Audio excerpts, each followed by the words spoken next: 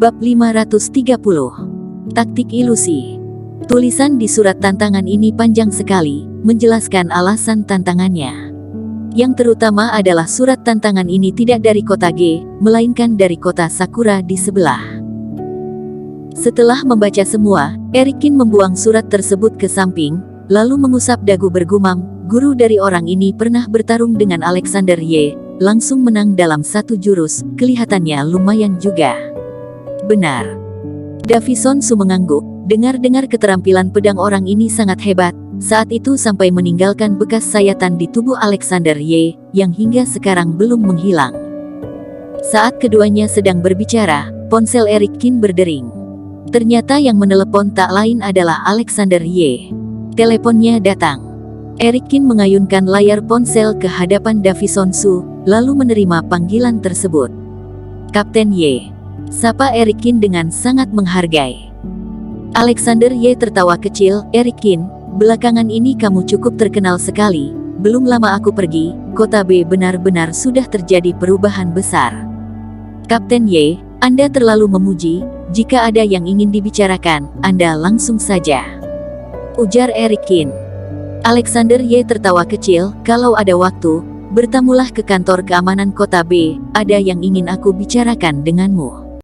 Soal Saito, benar, ujar Erikin. Alexander Y menjawab dengan agak terkejut. Kamu sudah tahu? Baru saja menerima surat tantangannya. Erikin berkata, kamu tenang saja, aku akan terima tantangan ini. Tidak, Alexander Y menggeleng. Aku menelepon justru ingin terlebih dahulu memberitahu kamu untuk tidak menerima tantangannya jika surat tantangannya sampai. Tidak boleh diterima. Erikin mengerutkan alis. Kenapa?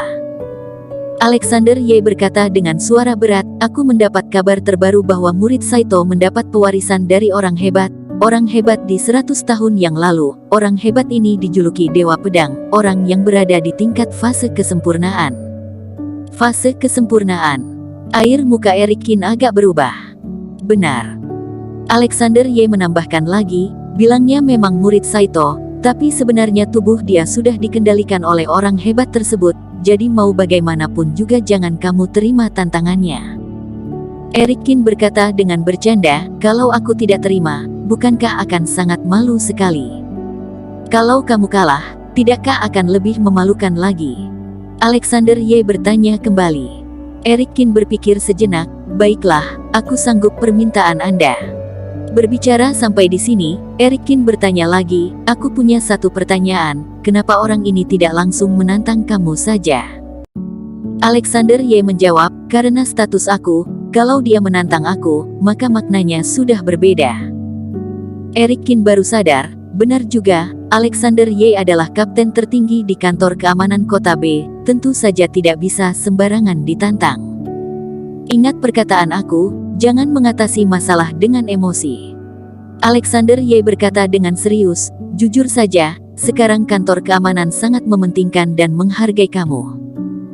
Ini membuat Erikin agak terkejut, dia tidak banyak berurusan dengan kantor keamanan, tidak disangka sampai diperhatikan oleh mereka. Setelah mematikan telepon, Erikin mengusap dagu, lalu bergumam, reinkarnasi dari fase kesempurnaan, menarik, kalau membunuh dia, peningkatan aku tidak akan sedikit bukan? Meskipun dalam hatinya berpikir demikian, tapi Erikin tetap memutuskan mematuhi perkataan Alexander Y, untuk sementara tidak akan bertarung dengan orang ini. Keesokan harinya, Erikin bersiap meninggalkan Sekte Qin, kemudian pergi ke kediaman reinkarnasi. Jika ingin menyelamatkan ibunya, Emi Zhou, maka harus memikirkan cara untuk mendapatkan pewarisan dari kediaman reinkarnasi. Kemampuan sosok misterius di kediaman reinkarnasi mungkin setidaknya ada di tingkat fase kesempurnaan, bahkan lebih tinggi. Erikin menarik nafas panjang, refleks ia teringat tangan besar itu. Telapak tangan yang keluar dari kediaman reinkarnasi, Erikin tetap tidak bisa menangkapnya walaupun sudah sekuat tenaga, kemampuan orang ini tidak bisa dianggap remeh. Hari itu Erikin pun menuju ke kota Hongcheng. Kali ini Erikin datang dengan rendah hati, bahkan keluarga Lei pun tidak tahu kabar kedatangannya.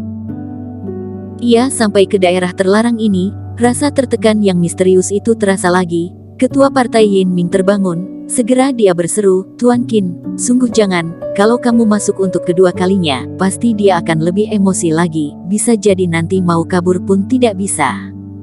Eric Qin tertawa kecil, "Begini saja sudah takut. Pantas saja sudah sekian tahun kamu tidak ada peningkatan apa-apa." Ketua Partai Yin Ming langsung diam 1000 bahasa, agak lama kemudian ia baru berkata dengan tidak terima, "Saat masa jayaku, aku juga seseorang yang di tingkat fase kesempurnaan." Eric Qin menaikkan bola mata. Kemudian tanpa menghiraukan nasihat ketua Partai Yin Ming, ia masuk ke daerah terlarang kediaman reinkarnasi untuk kedua kalinya.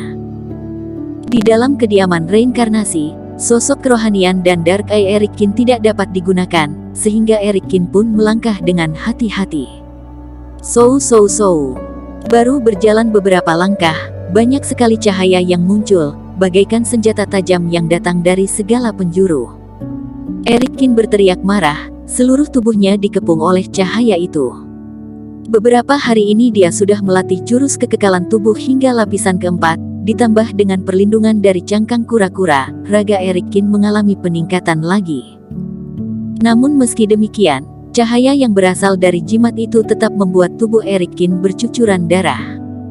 Bahkan keningnya juga mengeluarkan darah. Untungnya kaki Eric Qin bagaikan batu yang diam berdiri di sana, sehingga mencegah munculnya jimat baru. "Tubuh yang kuat sekali," ujar Partai Yin Ming dengan terkejut, "memang fisik emas ajaib." Eric Qin berkata pelan, "Sepertinya kamu tahu banyak soal fisik emas ajaib, ceritakan ke aku kalau ada kesempatan." Usai bicara, Eric Qin melangkah masuk lagi. Di saat ini pula tiba-tiba sebuah sosok putih muncul sekilas di depan matanya. Sosok ini berambut panjang, bertubuh ramping, anggun, lemah gemulai.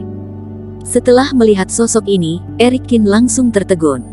Ini, ternyata Finola Su. Finola. Hati Eric Qin langsung kacau, ia mengulurkan tangan dan maju. "Ini adalah jimat taktik ilusi," seru ketua Partai Yin Ming, "jangan sampai hatimu kacau." Mendengar perkataan ini, langkah Eric Qin langsung terhenti. Ia mengerutkan alis, matanya terpaku pada gadis yang ia rindukan setiap hari. Dia tidak menemukan perbedaan sedikit pun, tatapannya lembut bagaikan air, membuat Eric Qin tidak dapat mengalihkan diri.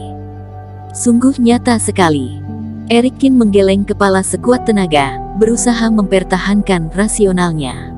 Ilusi ini nyata sekali, membuat Eric Qin agak tenggelam dalam pikirannya. "Tuan Qin, jimat taktik ilusi akan menampakkan semua yang ingin kamu temui."